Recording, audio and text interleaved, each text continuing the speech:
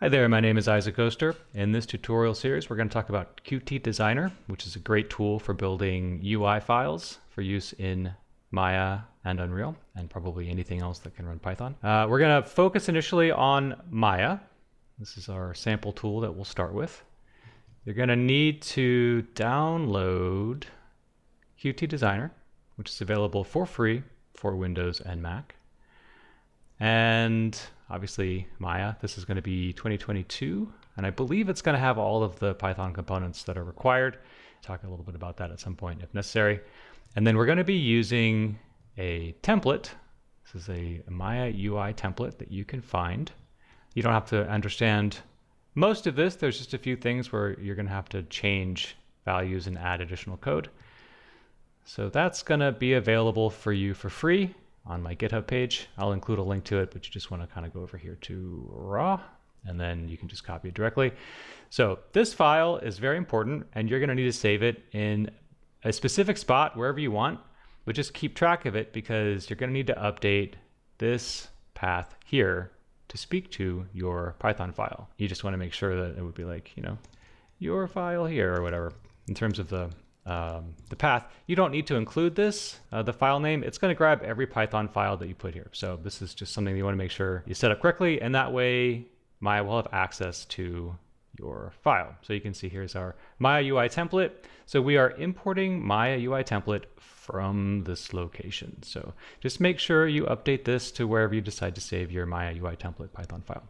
All right, so we're going to import sys so that we can insert this path in a place where Maya can find it. And then we're going to go ahead and import reload. So the reason we're doing this because once you've imported a Python module, Maya doesn't by default go and grab the update every time you want to run the code. And we're going to be updating this code a lot. So we want to go ahead and grab reload, which will tell Maya, go get a fresh copy. So this is basically how this needs to be set up. So we've got the import stuff. You really only need to run this the first time you're running the code because I believe this change is permanent. And then grab reload from import lib. Import whatever you decide to name your Python file here, and then we'll reload it. And then this open window function is basically just going to run this right here, which will initialize the UI and all the other stuff. So, okay, that is going to be the initial setup. Got to download Qt Designer, get yourself a copy of Maya if you don't already have it, and then save this file here someplace. And then just update this with the path to that location, and you should be ready to go. All right, here we are in Qt Designer. You should get this menu when you open the tool, but if you don't, you can go File, Open. Gonna select Widget and then hit Create here.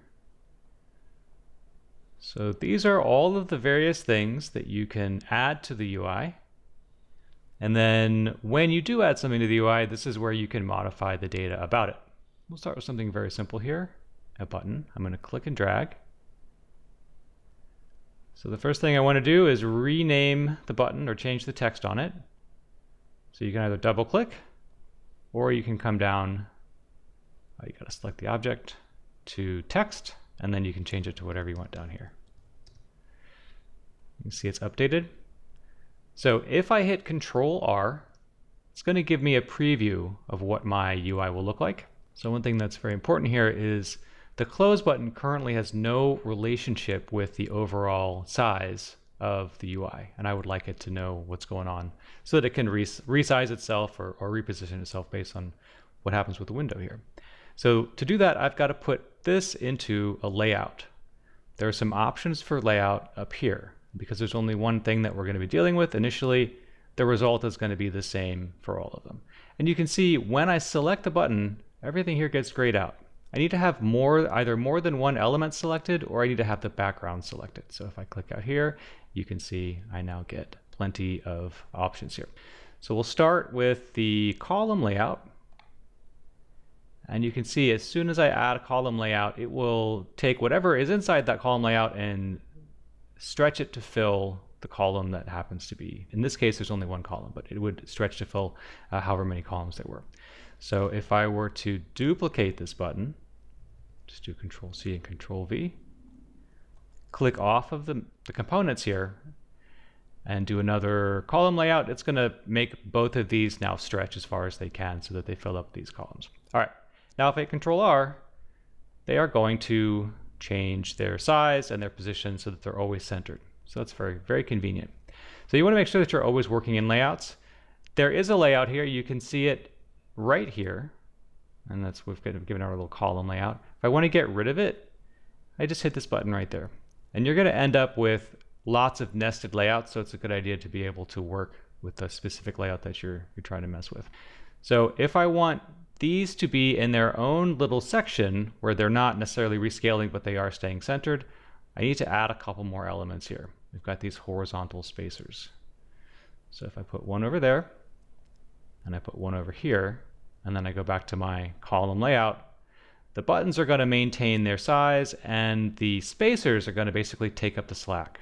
So if I hit Control R here, you can see my buttons have not changed their size, and I can only scale it down that far because before it stops allowing me to change the scale on the UI. All right, obviously it'd be weird to have two buttons with the same label. So what I'm going to do is I'm going to make this one say, we'll make it say make sphere. So if I click on the button, it's going to give me this object name option. This is actually super important for communicating with our Python code kind of in the next step here.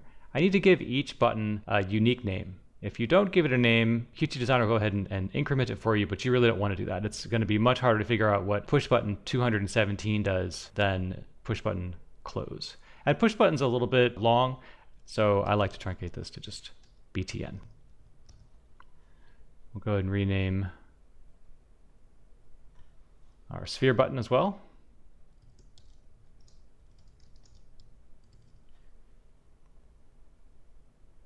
See if I got the spelling right there. Okay, great.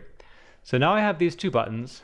They are situated somewhere in the UI, and they have a unique object name that I can refer to in the Python code. So I'm going to save this one as demo widget, and we'll hit yes, and we'll take a look at hooking this up to our UI template here in the next video.